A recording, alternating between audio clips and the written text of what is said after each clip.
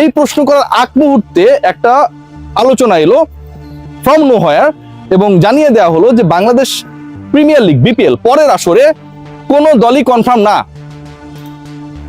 এরপর বলা হয়েছে যে আপনারা বলছেন যে এই দল কনফার্ম, এই দল কনফার্ম, বিভিন্ন দলের কথা আসছে, কিন্তু কোনো দলই কনফার্ম না। এখন পর্যন্ত আমাদের সাথে কোনো দলে কনফার্মেশন হয় নাই, কোনো দল খেলছে এটা নিশ্চিত করা হয় নাই।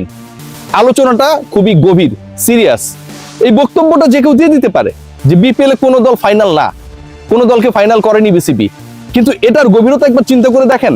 এটা অগাস্ট মাস, ইফতেখার রহমান মিঠু থেকে শুরু করে ফাহিম সিনা, মাহবুব আনাম, আকরাম খান, আমাদের এর বাইরের যে যারা রয়েছে, যারা ক্রিকেট বোর্ডের বাইরে রয়েছে, সেই তারা অসংখ্য মানুষ আপকামিং ইলেকশন নিয়ে ব্যস্ত হয়ে পড়বেন। বাস্তবতা, বিসিবিতে ইলেকশন হবে, ডিরেক্টররা ইলেকশন করবেন, এটা কোনো সমস্যা নেই। সেপ্টেম্বর মাস এভাবেই যাবে। আপনি ডিসেম্বরে বিপিএল করবেন, আপনি বলে দিচ্ছেন সগৌরবে প্রেস কনফারেন্সে এসে যে আমাদের একটা দল ফাইনাল না। প্রত্যেক সময়ই প্রত্যেকটা ফ্র্যাঞ্চাইজি লিগে দলগুলোর সাথে যারা সংশ্লিষ্ট বোর্ড তাদের একটা কন্ট্রাক্ট থাকে। কন্ট্রাক্টটা কি? কারোর সাথে 5 বছর, কারোর সাথে 3 বছর, কারোর সাথে 10 বছর। আইপিএল এর দলগুলোর সাথে মানে 15 বছর বা 12 বছরের চুক্তি। এই চুক্তি ধরেন শেষ হয়ে গেল, আইপিএল গভর্নিং কাউন্সিলের দায়িত্বশীল কেউ অথবা বিসিসিআই যিনি প্রেস কনফারেন্সে ওই মুহূর্তে কন্ডাক্ট করছেন, তিনি কি এসে বলবেন যে আগামী মৌসুমে শাহরুখ খানের কলকাতা নাইট রাইডার্স নাই, কোনো দল কনফার্ম না? এটা পসিবল? আপনি তো গেল আসরে যারা কমপ্লায়েন্স মেইনটেইন করেছে, I want to utter 2 names, Rangpur riders and fortune Barishal. ভালো দুইটা টিম, একটা হচ্ছে টানা বিপিএল এর দুবারের চ্যাম্পিয়ন তামিম ইকবালের টিম, আর একটা টানা গ্লোবাল সুপার লিগের 2 বারের ফাইনালিস্ট, একবার রানার্স আপ, একবার চ্যাম্পিয়ন। এই যে দলগুলো কমপ্লায়েন্স মেইনটেইন করেছে, আপনি যখন এরকম একটা স্টেটমেন্ট দিয়ে দেন, আমার ছোট ভাই রিফাজ এমিল গতকালকে একটা পোস্ট করেছিল, টি স্পোর্টসে কাজ করে, যে কোনো দলই ফাইনাল না, বিসিবি জানিয়েছে। মানুষের হাহা রিয়েক্টের বন্যা, ক্রিকেট বোর্ডকে গালিগালাজের যে একটা অস্থির প্রবণতা সেটা তৈরি হয়ে গেল। ওই যে ফজিলতপূর্ণ কাজ বিসিবিকে করতে হবে। আপনি এই রংপুর বরিশালের মতো দলগুলোকে এরকম একটা বক্তব্য দিয়ে আপনারা, বিসিবি বক্তব্য যিনি দিয়েছেন সেটা তো তার ব্যক্তিগত মতামত না, কি করলেন? রাজশাহীর মতো দলের সাথে, যেই দলগুলো হচ্ছে বিপিএল কে বিতর্কিত করেছে অথবা যে দলগুলো এখনো আসে নাই, আগামী বিপিএল আসার পরিকল্পনা করছে, তাদের সাথে সমকাতারে দিয়ে দিলেন। সমকাতারে আপনারা দিয়ে দিলেন, কারণ এখনো কোনো কিছুই ফাইনাল না, রংপুর বরিশালও ফাইনাল না। What should be the statement, what should be the smartness? যে রংপুর বরিশালের মতো আগ্রহী দলগুলো আছে, আমাদের চ্যালেঞ্জ হবে আরো 2-3টা দল ম্যানেজ করা, যেহেতু আমরা 5 থেকে 6টা দল নিয়ে আগামী বিপিএল করতে চাই। It could be the statement. সেখানটায় Bangladesh cricket board official press কনফারেন্সে 7 ঘন্টায় মিটিং শেষে বলে আমাদের একটা দল ফাইনাল না। কি বার্তা আমরা দিই? বিপিএল ওনারদের কাছে কি বার্তা দিই? ক্রিকেটারদের কাছে কি বার্তা দিই? বহির্বিশ্বের যারা বিপিএল কে ফলো করবে অথবা যারা ক্রিকেটার হিসেবে খেলবে এখানটায়, তাদেরকে আমরা কি বার্তা দিই? আমরা কি বার্তা দিই? চুক্তি শেষ হয়ে যাওয়া মানে এই না, যারা এই খেলাটাই খেলতে এখানটায় এসছে, কমপ্লায়েন্স মেইনটেইন করেছে, প্লেয়ার্স পেমেন্ট ঠিকভাবে করেছে, বাংলাদেশ ক্রিকেট বোর্ডের টুর্নামেন্টটাকে ভালো করার চেষ্টা করেছে ইয়ার্স আফটার ইয়ার্স, তারাও ফাইনাল না। খুবই খুবই বিরোধপূর্ণ, খুবই অযৌক্তিক কথাবার্তা গতকালকে হয়েছে। খেয়াল করে দেখবেন, এনসিএল নিয়ে আলোচনা হচ্ছে, এই মৌসুমের পরের মৌসুম থেকে ময়মনসিংহ অ্যাড হবে। খুবই ভালো খবর।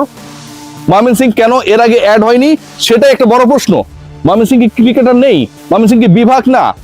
ময়মনসিংহ অ্যাড হওয়া মানে কি? সেখানকার ক্রিকেট স্ট্রাকচার একটা অন্য ধরনের উন্মাদনা তৈরি হবে, সেখানকার লোকাল ক্রিকেটাররা তারা আরো বেশি ইন্সপায়ার্ড হবে, বাংলাদেশ তার পাইপলাইনে মোর ক্রিকেটার্স পাবে। খুবই ভালো খবর। কিন্তু আপনি যখন একটা দলকে বাদ দিয়ে ময়মনসিংহকে অ্যাড করার পরিকল্পনা করেন, এটা কখনো ভাই ভালো খবর হতে পারে না। কম্পিটিশন মানে কি? টুর্নামেন্ট মানে কি? whenever this tournament is not FIFA World Cup, 32টা দলে বেশি খেলতে পারবে না, 16টা দলে বেশি কেউ নকআউটে যেতে পারবে না। ঘটনা কিন্তু এটা না। ফিফা ওয়ার্ল্ড কাপে ইনফান্তিনো এসে 48টা দলে খেলাবে, আপনারা সবাই জানেন নিশ্চয়ই। সেখানটায় বাংলাদেশ ক্রিকেট বোর্ড ঢাকা মেট্রোকে বাদ দিয়ে ময়মনসিংহে ঢুকাবে। চিন্তা করেন, একটা দলকে বাদ দিয়ে আমি আরেকটা দলকে ঢুকাবো।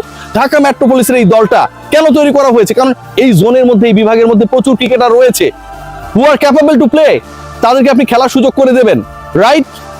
অনেক ক্ষেত্রে আমরা এমনও দেখেছি ঢাকা মেট্রোর হয়ে অন্য বিভাগের কেউ এসে খেলছে, দেখেছি তো।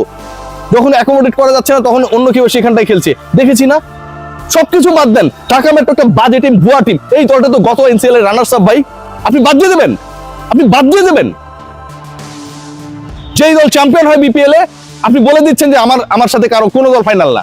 যে দল চ্যাম্পিয়ন হয় গ্লোবাল সুপার লিগে, কোনো দল ফাইনাল না। যে দল রানার্স আপ হয় এনসিএল এ আপনারা বলে দিচ্ছেন ওই দল বাদ। ভাই আপনারা কি বলতে চান? What actually your motto is? আমরা কনফিউজড হয়ে যাই, আমরা সিরিয়াসলি কনফিউজড হয়ে যাই।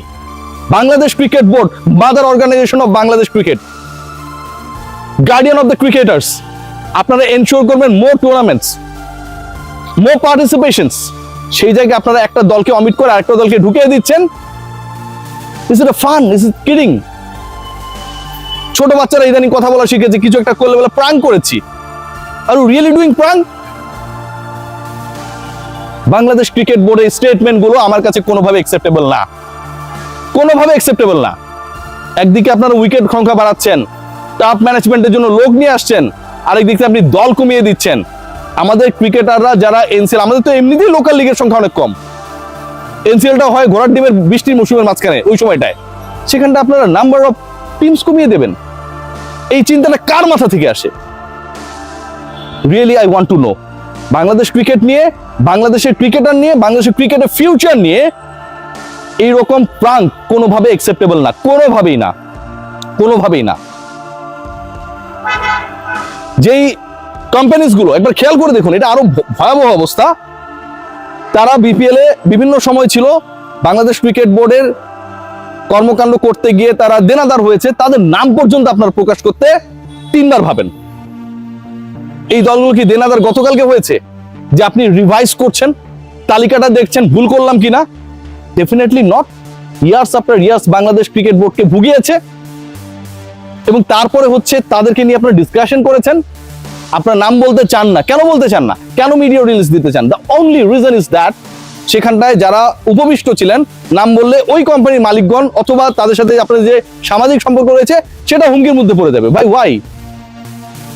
আমার পুরো ক্রিকেট বোর্ডের টাকা, ক্রিকেট বোর্ড নিজের টাকা দিয়ে টুর্নামেন্ট চালাচ্ছে, প্লেয়ার্স পেমেন্ট দিচ্ছে, এটা ওটা করছে, অন্যরা বকেয়া রাখছে বছরের পর বছর।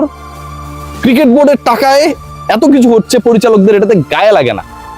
আর অন্যরা হচ্ছে দেনাদার, তাদের নাম আমি প্রকাশ করার জন্য আমি 3 বার ভাবি।